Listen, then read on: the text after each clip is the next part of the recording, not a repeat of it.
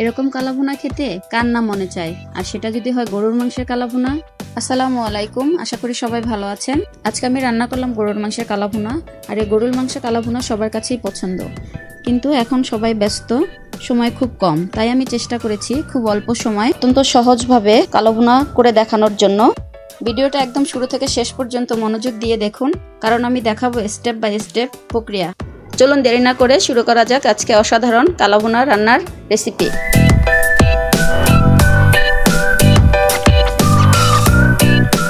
কালাভুনার জন্য আমি এখানে 1.5 কেজি পরিমাণ গরুর মাংস নিয়েছি, হাড় তেল সহ।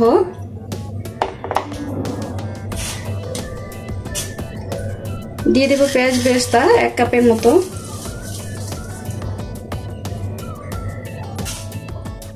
এক টেবিল চামচ পরিমাণ রসুন বাটা, 1/2 চামচ জিরা বাটা, 1 টেবিল চামচ পরিমাণ আদা বাটা, 1 চামচ পরিমাণ হলুদের গুঁড়ো, মরিচের গুঁড়ো 1 চামচ পরিমাণ।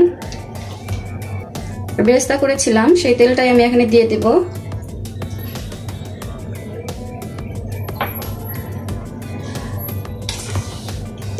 দিয়ে দেব লবণ। এখন আমি মাংসটাকে ভালো করে মাখাবো।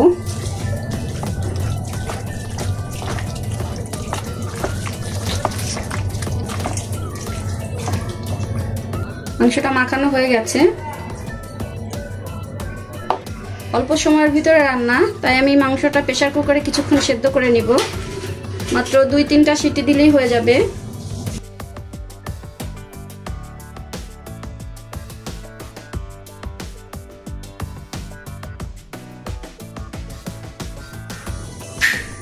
কালাভুনা তৈরি করার জন্য যে মশলাটা, সেই মশলাটা আমি এখানে নিয়েছি। আস্ত কিছু মশলা, এগুলো ভেজে গুঁড়ি করে নিতে হবে। নিয়েছি মৌরি, গোলমরিচ, কয়েক টুকরো দারচিনি, জিরা, লবঙ্গ, কয়েকটা শুকনো মরিচ, এলাচ, চিনি কাবাব, রাঁধুনি, স্টার একটা, 2টা কালো এলাচ, কিছুটা জয়ত্রী। এগুলো আমি ভেজে এখন গুঁড়ো করে নিব ব্লেন্ডারে। প্রেসার কুকারে 3 সিটি বেজে গেছে, মাংসটা সেদ্ধ হয়ে গেছে।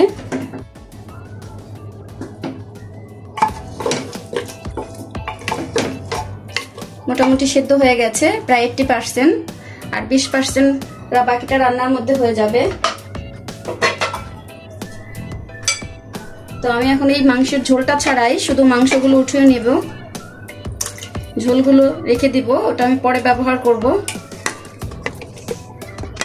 সবগুলো মাংস আমি তুলে নিয়েছি। দিয়ে দেব সরিষার তেল,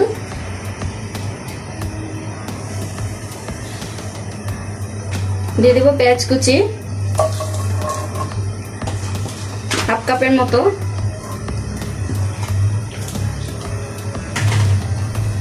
এটা বেশিক্ষণ ভাজতে হবে না, কিছু সময় ভেজে নিলেই হবে।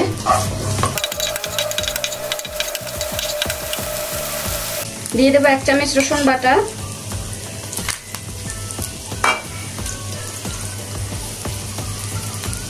1 চামচের মতো আদা বাটা।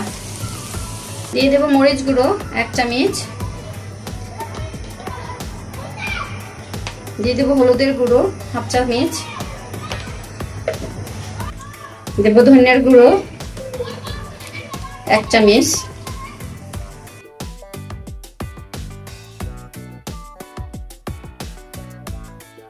এর ভিতরে দিয়ে দেব মুছে রাখা মাংসগুলো।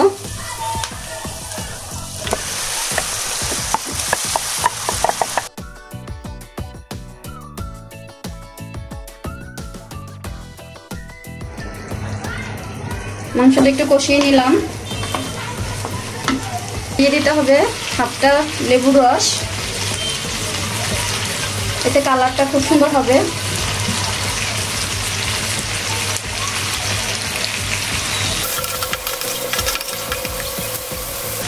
এখন আমাদের দিয়ে দিতে হবে এটা কালাভুনার মশলাটা, যেটা গুঁড়ো করে নিয়েছিলাম। 3 চামচের মতো আমি দিব।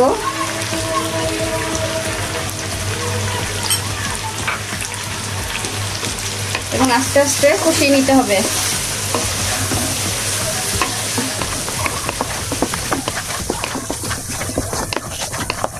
যখন পানিটা শুকিয়ে যাবে তখন আমার যে মাংসের ঝোলটা ছিল সেই ঝোলটা আমি অল্প অল্প করে মিক্স করব।